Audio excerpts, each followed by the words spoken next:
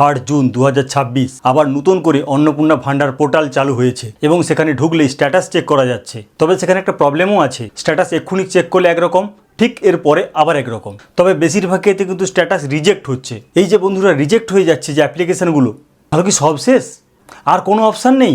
আজকে আমরা সেই রিজেক্ট অ্যাপ্লিকেশনকে সলভ করার কোনো উপায় আছে কিনা সেটা আমরা জানবো। সুতরাং বুঝতেই পারছো বন্ধুরা, আজকের ভিডিওটি খুবই গুরুত্বপূর্ণ তোমার কাছে, বিশেষ করে যাদের অ্যাপ্লিকেশনটা রিজেক্ট হয়ে গিয়েছে। তাই আজকের ভিডিওটা শুরু থেকে শেষ পর্যন্ত বিনা স্কিপ করে ভালোভাবে দেখবে। আর ভিডিওটি পছন্দ হলে লাইক করবে, আর আমাদের চ্যানেলকে অবশ্যই সাবস্ক্রাইব করো। আমাদের চ্যানেলের নাম অস্মিতা SDA টেক, আর আমি অভিজিৎ। তো বন্ধুরা, এই 3 জুন 2026 অন্নপূর্ণা ভান্ডার পোর্টাল যখন ওপেন হলো, সবাই একটা আশার আলো দেখতে পাচ্ছিল। বিশেষ করে যাদের অ্যাকাউন্টে কোনো টাকাই এখনো পর্যন্ত ক্রেডিট হয়নি, তারা সবাই ভেবেছে যাক এবার তো স্ট্যাটাসটা দেখেই বুঝতে পারবো যে আমরা কোন পজিশনে আছি। কিন্তু বাস্তব হলো ম্যাক্সিমাম সেখানে রিজেক্ট হচ্ছে।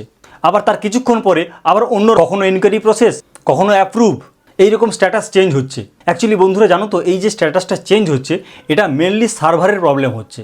এত ইউজার একসঙ্গে ঢুকে গিয়েছে, ফলে সার্ভার ঠিকঠাক করে আউটপুটই দিতে পারছে না।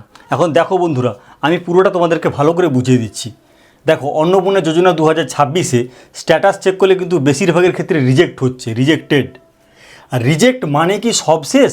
এখন আমরা সেইটা ভালো করে আলোচনা করব। না বন্ধুরা, রিজেক্ট মানে কিন্তু শেষ নয়, তার অনেক অপশান আছে। সেই অপশানগুলো আমি পরপর আস্তে আস্তে করে আলোচনা করছি। দেখো, আমরা এই পোর্টালে গেলে এখন স্ট্যাটাস যখনই চেক করতে যাচ্ছি, আমরা এই মূলত 5টা স্ট্যাটাস পাচ্ছি। কখনো পাচ্ছি অ্যাপ্লিকেশান সাবমিটেড, কখনো এনকোয়ারি প্রসেস, কখনো এনকোয়ারি রিভার্টেড বা রিজেক্ট, অ্যাকসেপ্টেড আর পেমেন্ট ফেলিওর। এই 5 রকম স্ট্যাটাস আমরা দেখতে পাচ্ছি। অ্যাপ্লিকেশান সাবমিটেড মানে জাস্ট সাবমিট হয়েছে। এনকোয়ারি প্রসেস মানে তখনও পর্যন্ত এনকোয়ারিটা চলছে, অর্থাৎ ভেরিফাই হয়নি। থার্ড হচ্ছে এনকোয়ারি রিভার্টেড, অর্থাৎ ভেরিফাই হয়ে গিয়েছে, ভেরিফাই হওয়ার পর এইটাকে রিভার্ট করে দিয়েছে অথবা রিজেক্ট করে দিয়েছে। আর 4 নম্বর হচ্ছে অ্যাকসেপ্টেড। অ্যাকসেপ্টেড মানে তোমার অ্যাপ্লিকেশানটা গ্রান্ট হয়ে গিয়েছে, সেটা ভেরিফাই হয়ে গিয়েছে, সেটা ঠিকঠাক আছে। পেমেন্ট ফেলিওর মানে তোমার সব কিছু ঠিকঠাক আছে, কিন্তু পেমেন্টটা ব্যাংকে যে ডিবিডির মাধ্যমে যাবে সেই জায়গাটাতে ফেলিওর হয়ে গিয়েছে। তো বন্ধুরা, এই হচ্ছে সমস্ত স্ট্যাটাসের ডিটেলস। নোট দেখো, রিজেক্ট মানে পার্মানেন্ট ক্যান্সেল নয়। সুতরাং বন্ধুরা, যাদের রিজেক্ট হয়েছে তাদের কিন্তু ভয় পাওয়ার কিছু নেই, কারণ পরেই আবার দেখা যাবে স্ট্যাটাসটা অন্য হয়ে যাচ্ছে। সুতরাং রিজেক্ট মানেই কিন্তু পার্মানেন্ট ক্যান্সেল নয়। আর একটা জিনিস এবার বলছি, দেখো রিজেক্ট কী করে আমরা সলভ করব, সে সলভ করারও কিন্তু অপশান আছে। এখন দেখো আমরা সেইটা আলোচনা করছি। ফার্স্ট পয়েন্ট হচ্ছে অন্য ফোন নাম্বার নিয়ে এন্ট্রি। এইটা কিন্তু অনেকেই বলছে যে অন্য একটা ফোন নাম্বার নিয়ে যদি আমরা এন্ট্রি নিয়ে নিই, অর্থাৎ আমরা নতুন করে আবার যদি অ্যাপ্লিকেশানটা করি, সেক্ষেত্রে তাহলে তো এই প্রবলেমটা সলভ হয়ে গেল।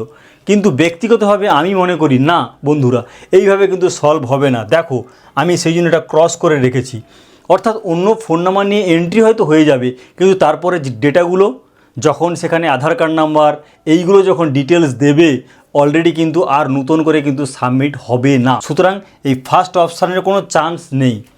এইবার রইল সেকেন্ড, গভর্নমেন্ট সুযোগ দেয়। দেখো, আমি লিখে রেখেছি এডিটেবল অর কারেকশান। অর্থাৎ আমরা যারা এই পোর্টাল খুলে বিভিন্ন রকমভাবে দেখতে পাচ্ছি যে রিজেক্ট হয়ে যাচ্ছে অ্যাপ্লিকেশানগুলো, তোমরা কি ভাবো এই খবর শুধু আমাদের কাছে আছে, গভর্নমেন্টের কাছে নেই? গভর্নমেন্টের কাছে এই ডেটাগুলো যাচ্ছে। গভর্নমেন্ট জানে যে অনেক লাখ লাখ কিন্তু রিজেক্ট হয়ে যাচ্ছে, অর্থাৎ যারা 26 লোকের বাইরে আছে তারা রিজেক্ট হচ্ছে। তাহলে গভর্নমেন্ট তো ডেফিনেটলি চাইবে সেটা একদম কারেক্ট করে নিতে। এইটাকে একটা এডিটেবল বা কারেকশানের একটা সুযোগ দেবে। কারেকশানটা কীরকম হতে পারে? বিডিও অফিস বা কর্পোরেশন বা মিউনিসিপ্যালিটি কোনো পার্টিকুলার ডেট দিয়ে দিল, বলল এরপর ফিজিক্যালি ওখানে গিয়ে কারেকশান করতে, অর্থাৎ ওখানে গিয়ে এডিট করে আসতে। এটা একটা জিনিস হতে পারে। এবং আমি শুনতে পাচ্ছি অনেক ডিস্ট্রিক্টে কিন্তু বিডিও অফিসে 15 জুলাইয়ের পর কিন্তু ডেকেছে কারেকশানের জন্যে। সেটা দেখো আমি এখানেও লিখে রেখেছি। এই যে 3 নম্বর পয়েন্ট দেখো, সংশোধন 15 জুলাইয়ের পর। এইটা হলো একটা পয়েন্ট কারেকশান। এডিটেবল কি না, এডিটেবল যেমন অনলাইনে আমরা অ্যাপ্লাই করেছিলাম, গভর্নমেন্ট হয়তো একটা সার্টেন টাইম পর আবার অনলাইন পোর্টালটাকে সেটাকে হয়তো অটোমেটিক্যালি আবার অন করে দিতে পারে। সিটিজেন অ্যাক্সেস পোর্টাল ছিল, সেইটা ছিল ক্যান্ডিডেটদের জন্যে, আর একটা ছিল অফিসিয়ালদের জন্যে। এমনও হতে পারে গভর্নমেন্ট ক্যান্ডিডেটের জন্য সেই যে অপশানটা যেটা অলরেডি অ্যাপ্লাই করার সময় অন ছিল, সেটা আবার চালু করতে পারে এডিট করার জন্য। এটা একটা করতে পারে। অথবা অফিসের স্টাফের যেভাবে তারা এডিট করতো, সেইভাবেও একটা অফিসিয়ালের জন্য করতে পারে। তাহলে গভর্নমেন্ট কিন্তু এই রকম দিক থেকে হয়তো চিন্তাভাবনা করলেও করতে পারে।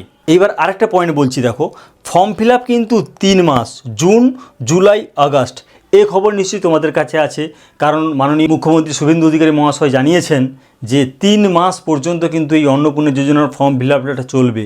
সুতরাং বুঝতেই পারছো 3 মাস যদি ফর্ম ফিল আপ চলে, তার মানে অলরেডি এর মধ্যে কিছু কিছু জায়গা তো কারেকশানের সুযোগও তো দেবে। ব্যক্তিগতভাবে আমার এটাই মতামত যে গভর্নমেন্ট ডেফিনেটলি কারেকশান এবং এডিটের একটা অপশান দেবেই, কারণ গভর্নমেন্ট তো চাইবে যে তাদের যে এই প্রকল্পটা যাতে গরিব নিম্ন মধ্যবিত্ত মানুষদের কাছে পৌঁছায়, যাতে করে তারা অনেকটাই সুবিধা নিতে পারে গভর্নমেন্টের কাছ থেকে। সুতরাং বন্ধুরা বুঝতেই পারছো আজকের ভিডিওটা খুবই গুরুত্বপূর্ণ তাদের কাছে যাদের স্ট্যাটাসে রিজেক্ট আছে।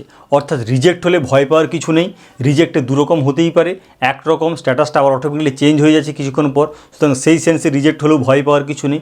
আর যদি প্র্যাকটিক্যালি রিজেক্ট হয়েও যায়, আমার দৃঢ় বিশ্বাস গভর্নমেন্ট কিন্তু একটা সার্টেন টাইম পর অনলাইন হলে এডিটের অপশান দেবে, অফলাইন হলে কারেকশানের সুযোগ দেবে। সুতরাং সেই দিন পর্যন্ত কিন্তু আমাদেরকে বন্ধুরা ওয়েট করতে হবে। তবে তার মধ্যে আমাদের যেটা করতে হবে, আরও 2-3টে জিনিস করতে হবে। সেটা হচ্ছে কি বলতো, ব্যাংকের যে ডিবিডি লিঙ্ক এইটা কিন্তু চেক করতে হবে। যখন স্ট্যাটাস চেক করতে যাচ্ছে, এটা অনেকের ক্ষেত্রে আমি খবর পাচ্ছি পেমেন্ট ফেলিওর, আমি এটা বারবার অনেকের কাছে শুনেছি। সুতরাং পেমেন্ট কিন্তু ফেলিওর অপশান হয়েছে। এবং আমার এক বন্ধু কমেন্টও করেছে যে পেমেন্ট ফেলিওর মানেটা কি। পেমেন্ট ফেলিওর মানে হলো তার অ্যাপ্লিকেশানটা সাবমিট হয়েছিল, অ্যাপ্লিকেশানটা প্রসেস হয়েছে এবং সেটা অ্যাকসেপ্টেডও হয়ে গিয়েছে, এরপর পেমেন্ট ফেলিওর, অর্থাৎ পেমেন্ট করতে গিয়ে ডিবিডি লিঙ্কে যে টাকাটা ঢুকবে সেইখানে যাচ্ছে না, বাকি কিন্তু অল ওকে আছে। এইটা হলো পেমেন্ট ফেলিওরের মানে। তো আশা করি আজকের ভিডিওটা খুব ভালো লেগেছে। তো ভিডিওটি ভালো লাগলে অবশ্যই কমেন্ট করো, তোমাদের স্ট্যাটাসে কি এসেছে সেটাও আমার কমেন্ট বক্সে কমেন্ট করো। আজ এই পর্যন্ত, থ্যাংক ইউ।